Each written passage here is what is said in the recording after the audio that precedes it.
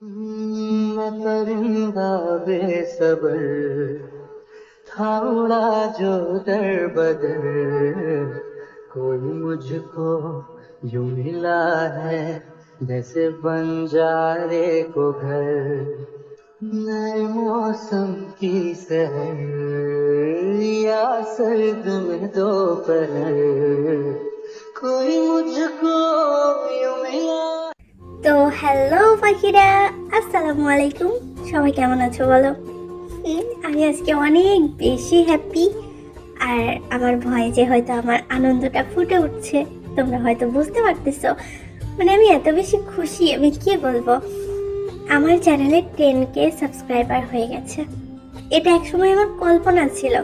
মানে আমি এখনো ভাবি যখন আমার 1K সাবস্ক্রাইবার হয়েছিল তখন আমি কি পরিমাণ খুশি হয়েছিলাম। সে জায়গায় এখন 10K। তোমাদের সবার জন্য এটা হয়েছে, তোমরা আমাকে এত ভালোবেসেছো জন্য হয়েছে। এই জন্য তোমাদের সকলকে অনেক অনেক থ্যাংক ইউ। আর আমিও তোমাদের অনেক বেশি ভালোবাসি, কারণ তোমরা আমার ফ্যামিলি হয়ে গেছো। আমি ভাবতে পারি না যে আমি তোমাদেরকে ছেড়ে দিব, মানে আমি ইউটিউব চ্যানেলটা ছেড়ে দেবো, এটা আমি ভাবতেও পারি না।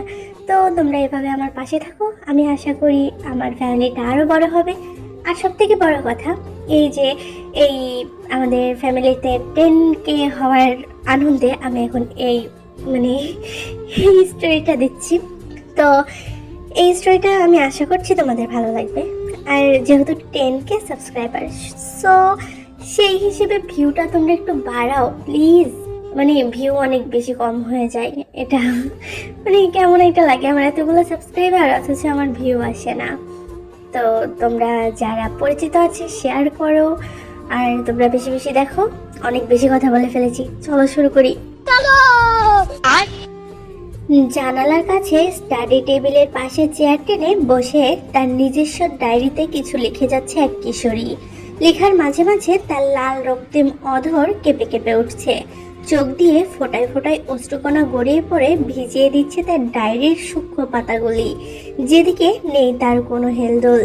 মেয়েটির গড়ন আদুরে, গোলগাল, পরনে সাদা প্লেন ফ্রকটি পা পর্যন্ত ঢাকা, অযত্নে ফ্লোর পর্যন্ত বিছিয়ে আছে। জানালা থেকে আসা দমকা বাতাসে তার ঘন কালো কেশগুলো উড়ে উড়ে আছড়ে পড়ছে মুখে। বুঝ হওয়ার পর থেকেই সে তার অব্যক্ত অনুভূতি ডায়েরিতে আবদ্ধ করে। হ্যাঁ, এটাই তার অভ্যাস।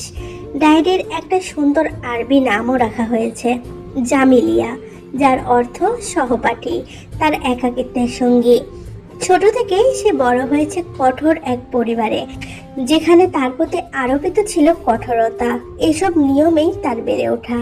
সে এক সম্ভ্রান্ত পরিবারের ছোট ছেলে, সোবিন খানের একমাত্র কন্যা কিম তাইয়ং তে।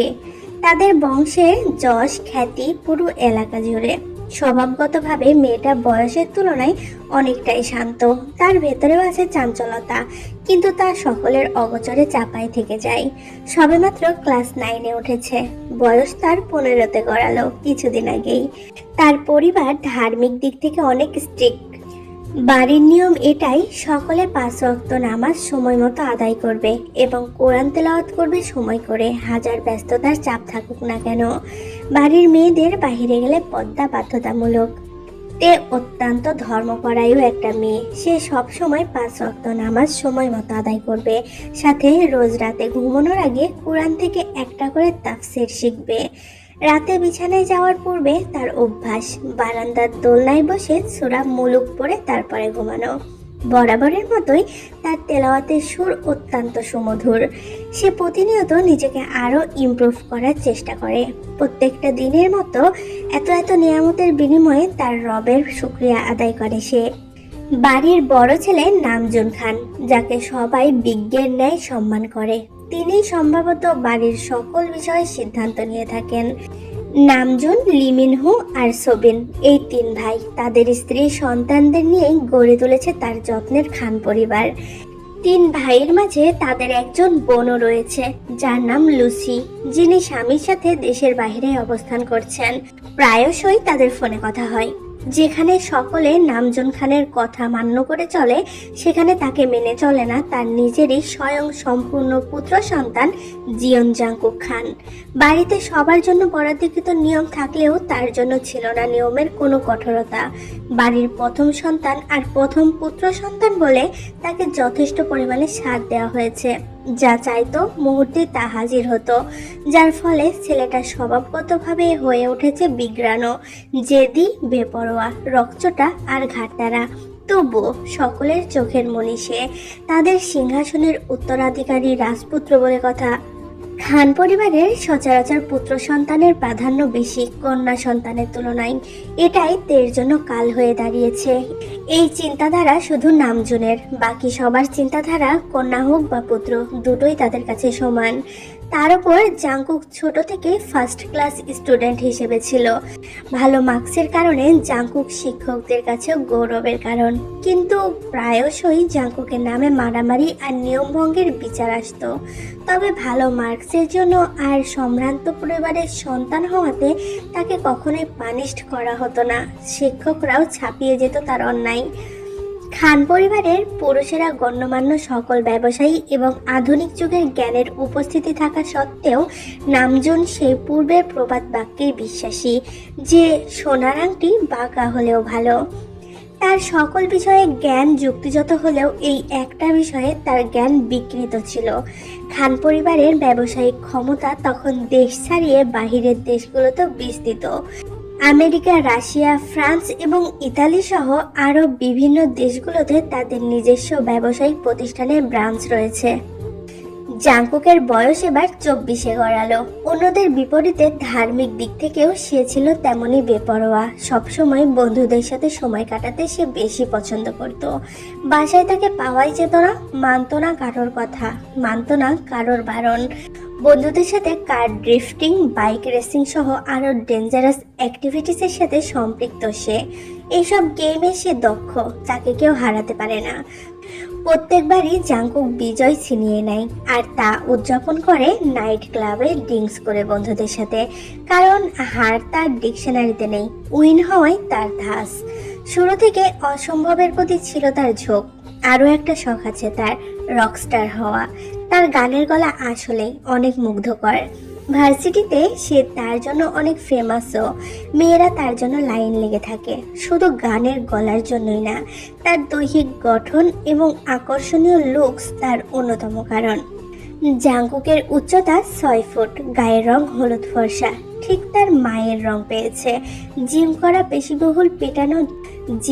পেশিবহুল পেটানো গঠন, সুদীর্ঘ চওড়া কাঁধ, চোখের রং হেজেল ব্রাউন, চুলে অফ শোল্ডার আউটকাট দেয়া। তার শরীরে নানা জায়গায় ট্যাটু খচিত, বিশেষ করে হাতের কবজিতে আর একটা হাত পুরাটাই।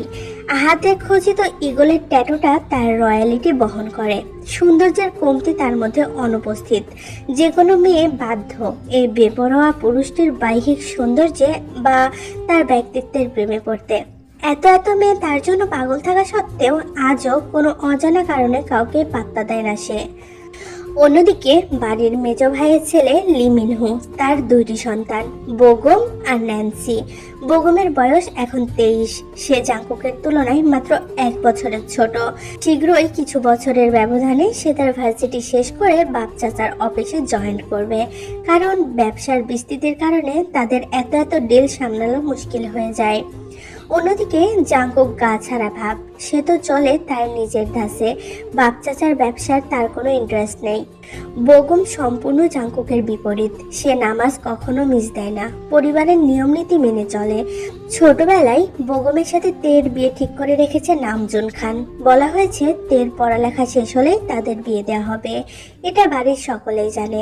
বোগমের মনেও তের প্রতি এক নরম অনুভূতির জায়গা রয়েছে। আর ন্যান্সি, সে তো পুরোই তেয়ে পাগল। সে সবসময় তার বোনের আশেপাশেই থাকবে, আঠার মতন লেগে। তেও বোনের জন্য যান। সে যথেষ্ট ভালোবাসে ন্যান্সিকে। যে কোনো সমস্যায় ঢাল হয়ে দাঁড়ায় বোনের পাশে। ন্যান্সির বয়স এখন 9 বছর। তের জন্য সকল নিয়ম কঠোর হলেও বাড়ির সবচেয়ে ছোট সন্তান অবুঝ আর আদরে চঞ্চল ন্যান্সির জন্য ছিল তা সহজতুল্য। লিসা হলো ন্যান্সি আর বোগমের মা, আর লিমিনহুর স্ত্রী। ইয়নজুন হচ্ছে তের মা আর সোবিনের স্ত্রী। জিন বেগম হচ্ছে জাংকুকের মা আর নামজনের স্ত্রী। বাড়ির নারীরা সকলেই অনেক অমায়িক আর আন্তরিক। একে অপরের সাথে কখনো ঝগড়া বিবাদ হয় না তাদের। সদা মিলেমিশে থাকতে পছন্দ করে তারা। একে অপরের সাথে সকল কথা প্রকাশ করে। এরূপ সম্পর্কের কারণে তাদের সংসারে সুখের কোনো কমতি নেই। সর্বদা তারা সন্তানদের ধার্মিক জ্ঞান দান করে, নিজেরাও যথাযথ পালন করে। চেষ্টায় থাকে তাদের আল্লাহর নেককার এবং ইমানদার বান্দা হিসেবে গড়ে তোলার এবং একজন সৎ মানুষ হিসেবে গড়ে তোলার। সবাই সেই লক্ষ্যে সফল হতে পারলেও পারছে না জিন বেগম।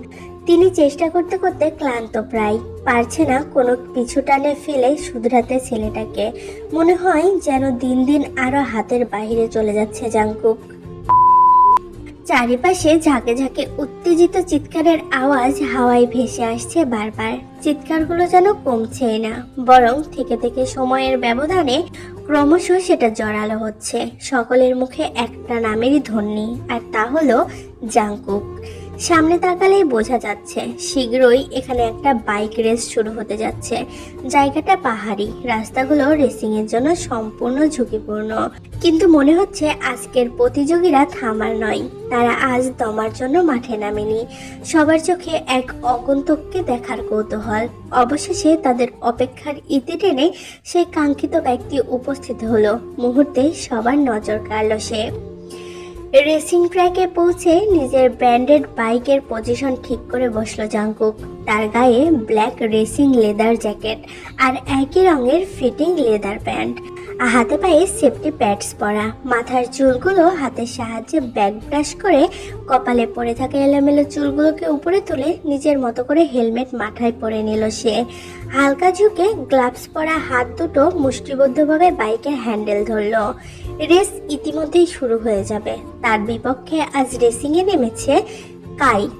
বলা বলি হচ্ছে কাইকে নাকি হারানো মুশকিল, আর সাথে অসম্ভব ব্যাপার। সে নাকি সুদূর আমেরিকা থেকে এসেছে, আর বাইক রেসিং নিয়েও তার বরাবরের পারদর্শিতা রয়েছে। অনেকবার চ্যাম্পিয়নও হয়েছে নানান দেশে। তার ওখানে এই নিয়ে প্রচুর নাম ডাকও রয়েছে। তাই সে আজ এসেছে ফুল জিতার কনফিডেন্স নিয়ে। তবুও সকলে অধীর আগ্রহে দাঁড়িয়ে থাকা দর্শকদের মুখে প্রত্যেকবারের মতো এইবারও জাংকুকের নামে জয়ধ্বনি। রেসিং নিয়ে তার পাগলা ফ্যানরা কোনো কমতি রাখে না, সাথে তার বন্ধুমহল তো আছেই।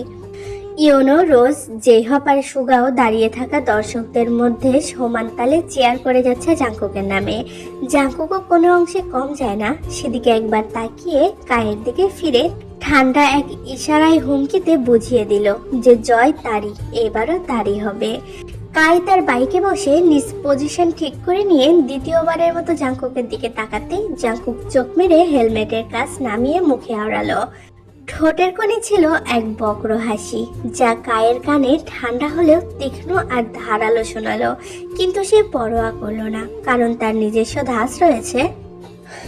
বন্দুকের গুলির আওয়াজে রেস শুরু হলো। জাংকুক তার বাইক স্টার্ট করে একটানে শুশু আওয়াজ তুলে চোখের পলকে সকলের চোখের আড়াল হয়ে গেল। পাহাড়ি রাস্তা হওয়ার দরুন এবড়ো থেবড়ো থাকা সত্ত্বেও সে প্রফেশনাল বাইকারের মতোই স্পিড মিটারের গতি বাড়িয়ে সামনের দিকে অগ্রসর হচ্ছে। এদিকে কায়ও তাকে টেক্কা দিতে সমান তালে এগিয়ে যাচ্ছে। তার চোখেও জেতার জেদ। ক্ষণে ক্ষণে স্পিড মিটারের গতি বেড়েই চলেছে। অদমনীয় দুই প্রতিযোগীর মধ্যে আজ কে জিতবে তা দেখার জন্য সবার বুকে টান টান উত্তেজনা, কেউ কারোর থেকে কম না। জাংকুকের বাইকের স্পিড গিয়ে ঠেকেছে 36 km ঘন্টায়। আজকের রেসিং ডেস্টিনেশন 21 কিলোমিটার। কায়ও পিছিয়ে যাওয়ার পাত্র না। জাংকুককে পিছে ফেলতে তার বাইকে টেক্কা দিয়ে সে সামনে এগিয়ে নিল। জাংকুক আগাতে চাইলে সে বারবার নিজের বাইক সামনে এনে এঁকে বেঁকে এগোচ্ছিল। ফলে জাংকুকের গতির তারতম্য ঘটছে, সাথে আঁকাবাঁকা রাস্তার কারণে বাইক বেগ হারাচ্ছে। জাংকুক এবার রাগের চোয়াল শক্ত করে সেকেন্ডের ব্যবধানে কাই কিছু বুঝে ওঠার আগেই বাইকের হাই স্পিড নিয়ে কাইকে ওভারটেক করে চলে গেল। ঘটনাটা এতটাই দ্রুত ঘটেছে যে কাই পলক ফেলার সময়ও পেল না। পেছন ফিরে বাইকের ভর দিয়ে একটু কাত হয়ে হাতের সাহায্যে তীরের নিশানা ছোড়ার মতো ভঙ্গি করে দেখালো জাংকুক। ফিনিশিং লাইন সামনেই। দীর্ঘ 35 মিনিটের রেষারেষির পর জিতেছে জাংকুকি। ফিনিশিং লাইনে আসতেই ঝিলিমিলি রঙিন কাগজের ছোট ছোট টুকরো তার উপর ব্লাস্ট হলো। বাইক থেকে নেমে মাথার হেলমেট খুলে বাইকের হ্যান্ডেলে রাখলো জাংকুক। জ্যাকেট থেকে কাগজের টুকরোগুলো হাত দিয়ে ঝেড়ে নিল। চারিপাশে সবাই জোরালো চিৎকার করে তার নাম জপে যাচ্ছে। সকলের চোখে চমক, যেন এটার অপেক্ষায় তারা ছিল। অন্যদিকে কায়ের চোখে জ্বলছে আগুন। আহারের ক্ষোভ বাইক থেকে নেমে তীক্ষ্ণ নজরে জাংকুকের দিকে চেয়ে রইল। জাংকুক সেখানে এক পলক দৃষ্টি ফেলে তার ছেলের হাসি উপহার দিল। মাইকের অ্যানাউন্সমেন্ট কানে আসতেই সে ধীরে সুস্থে গা ছাড়া ভাব নিয়ে হেঁটে গেল স্টেজের দিকে। তার হাতে উইনিং ট্রফি আর $1,00,000 চেক ধরানো হলো। স্টেজ থেকে নেমেই সেই চেক জেহপের দিকে ছুড়ে দিল জাংকুক। এখানে যা টাকা আছে সব চিলড্রেন আর উইমেন ফাউন্ডেশনে ডোনেট করে দেয়। আচ্ছা, একটা কথা বলতো, তুই সবসময় যদি রেসে জেতার টাকা ডোনেটই করে দিস, তাহলে ম্যাচে পার্টিসিপেট কেন করিস? জাংকুক ক্ষীণ হেসে উত্তর দিল, তোর কি মনে হয় আমি টাকার জন্য খেলি? তো কিসের জন্য রিস্ক নিস? I don't play for money, I play to touch the danger. আশেপাশে ঝাঁঝানো কৃত্রিম রং বেরঙের বাতি তীব্র ঝলকানি চোখে গিয়ে বিঁধছে।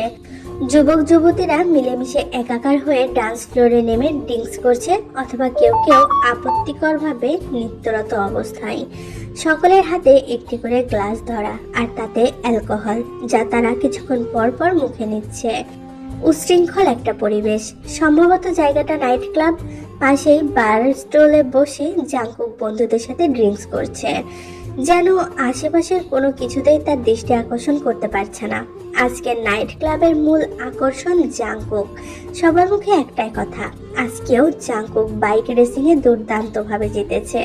সেই সুযোগে তাকে আজ ক্লাবে দেখা যাচ্ছে।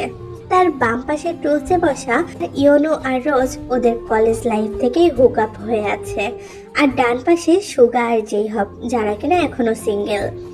জাংকুকের সাথে সেই স্কুল লাইফ থেকে বন্ধুত্ব এদের। তাদের বন্ধুত্ব এতটাই প্রখর যে প্রত্যেকটা প্রয়োজনীয় সময়ে পাশে থেকেছে একে অন্যের। যে যার বিপদে ঝাঁপিয়ে পড়তে এক মুহূর্ত ভাবেনি কখনো, সে যত বড় বিপদই হোক না কেন। আর আজও ঠিক আগের মতোই আছে তারা। কথার মাঝে তাদের সবার ফোনে মেসেজের টুং আওয়াজ তুলে স্ক্রিন উজ্জ্বলিত হয়ে উঠল। সবাই ফোন হাতে তুলল। তাদের 5 জনেরই আমেরিকান ভার্সিটিতে স্কলারশিপের অফার এসেছে। ওরা মূলত একসাথে অ্যাপ্লাই করেছিল। জাংকুকের কোনো ইচ্ছে ছিল না অ্যাপ্লাই করার, কিন্তু এদের জোরাজোরিতে রাজি হয়েছিল, কারণ জাংকুককে ছাড়া ওদের চলেই না। অন্য বিষয়ে যেমন তেমন হলেও স্টাডি নিয়ে এরা খুবই সিরিয়াস।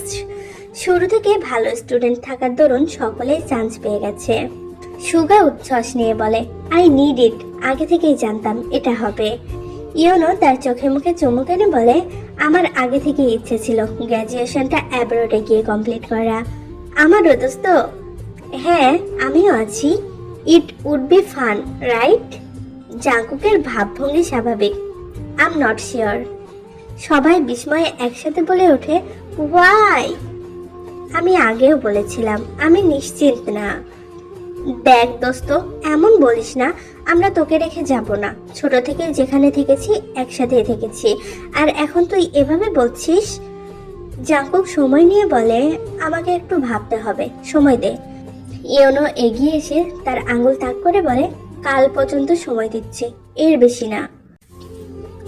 খানবাড়িটা আয়তনে সুবিশাল ডুপ্লেক্স বাগান বাড়ি। বাগানের মাঝেই একটা পুকুরের অবস্থান রয়েছে।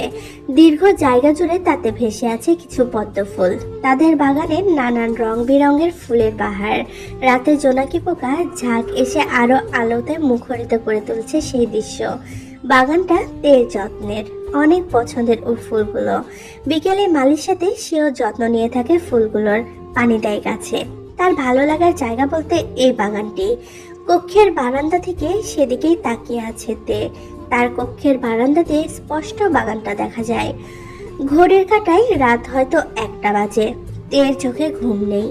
জোনাকির আলো তার চোখে এসে জ্বলজ্বল করছে। জোনাকি তার অনেক পছন্দের। সে আর লোভ সামলাতে না পেরে উঠে দাঁড়ায়, মাথায় একটা হিজাব পেঁচিয়ে নেয়। যদিও এত রাতে কেউ সজাগ থাকার কথা না। 12 বছর পর থেকেই সে তার কক্ষের বাইরে হিজাব ছাড়া বের হয় না, কারণ বাড়িতে পুরুষ কর্মী সহ তাদের চাচাতো ভাইয়েরাও রয়েছে। বয়স কম হলেও মাহারাম আর নন মাহারামের সম্বন্ধে তার যথেষ্ট ধারণা আছে। নিচে নেমে আস্তে করে দ্বার খুলে বাগানের দিকে চলে গেল তে। সবচেয়ে পছন্দের ফুল গাছটার কাছে গিয়ে ঝুঁকে দাঁড়ালো। সেখানে উঠছে ঝিকিমিকি জোনাকির দল। দমকা বাতাসে তার হিজাব উড়ে পায়ের কাছে গিয়ে বাঁধলো। সেদিকে তার কোনো হেলদোলি নেই, সে তো মুগ্ধ চোখে জোনাকির দলের পানে চেয়ে আছে। বাতাসে তার লম্বা চুলগুলো হেলে তুলে উঠছে, দেখতেও তাকে অমায়িক লাগছে। 5 ফুট 3 ইঞ্চি উচ্চতার গড়ন, মেয়েটির লাবণ্যময় গায়ের রং দ্রুতি ছড়াচ্ছে, সাথে নাদুস নাদুস মুখশ্রী, গোল গোল চোখ দুটো দিয়ে অবাক হয়ে চেয়ে আছে প্রকৃতির মুগ্ধতায়। জোনাকির আলো তার মুখের ওপর পড়াতে আরো স্নিগ্ধ দেখাচ্ছে সেই মুখশ্রী। সামনে এগোতে গিয়ে পায়ে কিছু একটা টান পড়তেই হোঁচট খেয়ে পড়তে নিয়ে নিজেকে সামলে ফেলেতে চোখ নামিয়ে দেখে তার হিজাবটি অযত্নে পড়ে আছে। হাতে তুলে ঝাড়া মেরে পুনরায় তা মাথায় পেঁচিয়ে নিল। আবার প্রকৃতির সৌন্দর্য উপভোগ করতে মশগুল হয়ে পড়ল। হঠাৎ সামনে তাকাতে একটা অবয়ব চোখে ঠেকলো তার। মেইন গেটের দিকে জাঙ্কুকের গাড়ি আসতে দেখে দারোয়ান সদর দরজা খুলে দিল। গাড়ির গ্যারেজে পার্ক করে বাড়ির ভেতরের দিকে অগ্রসর হতেই বাগানের দিকে চোখ গেল তার। সে তখন থেকেই এভাবে তের দিকে তাকিয়েছিল জাঙ্কুক। তের সাথে চোখাচোখি হতেই সে নজর ফিরিয়ে নিল। এত রাতে এখানে কি করছিস তুই? তে মুগ্ধ নয়নে বলে, দেখুন না কত সুন্দর জোনাকি পোকা, আমি এদের দেখতে এসেছিলাম, লোভ সামলাতে পারিনি। বকবেন না প্লিজ ভাইয়া, আর কাউকে বলবেন না। জাঙ্কুক শান্ত স্থির, ভেতরে যা। এটা বলেই জাঙ্কুক সোজা বাড়ির ভেতরে চলে গেল। তার পিছে তে ধীরে সুস্থে ভেতরে গেল। অন্য ভাই বোনদের সাথে ভালো বোঝাপড়া থাকলেও আর স্বাভাবিকভাবে কথা বলতে পারলেও জাঙ্কুকের সাথে সম্পর্কটা ভিন্ন। তাকে তে ভয় পায়। ছোট থেকেই ঠিকঠাক কথা হয়নি কখনো তাদের মাঝে। জাঙ্কুক সবসময় তার নিজস্ব নানান ব্যস্ততায় বাড়ির বাইরে বাইরে দিন কাটায়। তাদের দেখা হওয়া বা কথা বলা খুব কম, বলতে গেলে মাঝে মাঝে হয়। আমি জানি না তোমরা বুঝতে পারছো কিনা, স্টোরিটা কিন্তু অনেক সুন্দর। স্টোরিটা অনেকটা ধার্মিক, আবার জাঙ্কুক অনেকটা বেপরোয়া। বুঝতে পারছো, একটা ধার্মিক মেয়ে আর একজন বেপরোয়া ছেলে, তো তাকে শুধরানোর একটা বিষয়, মানে সবকিছু মিলে অনেক সুন্দর স্টোরিটা। আর স্টোরিটা অনেক হেদায়েতপূর্ণ। যারা মুসলমান আছো, আমার মনে হয় তোমাদের সবার স্টোরিটা পড়া উচিত, তাহলে তোমরা অনেকটা অনুপ্রাণিত হবে। আর এমনিতে লাভ স্টোরির দিক দিয়েও স্টোরিটা অনেক সুন্দর, মানে ভালোবাসা ঠিক কতটা গভীর হতে পারে এটা বোঝানো হয়েছে। সবকিছু মিলে স্টোরিটা জাস্ট অসাম। আর আমাদেরকে এই এত সুন্দর একটা স্টোরি গিফট করেছে যে আপু, তার নাম হলো সুমাইয়া জান্নাত ইলমা। মাশাআল্লাহ, তার নামটা আমার অনেক বেশি পছন্দ এবং স্টোরিটাও। আমি আশা করছি তোমাদেরও সকলের ভালো লাগবে। আর তোমাদের সকলকে আবারও একবার thank you so much and love you আমার এত ভালোবাসার জন্য। সো আল্লাহ হাফেজ।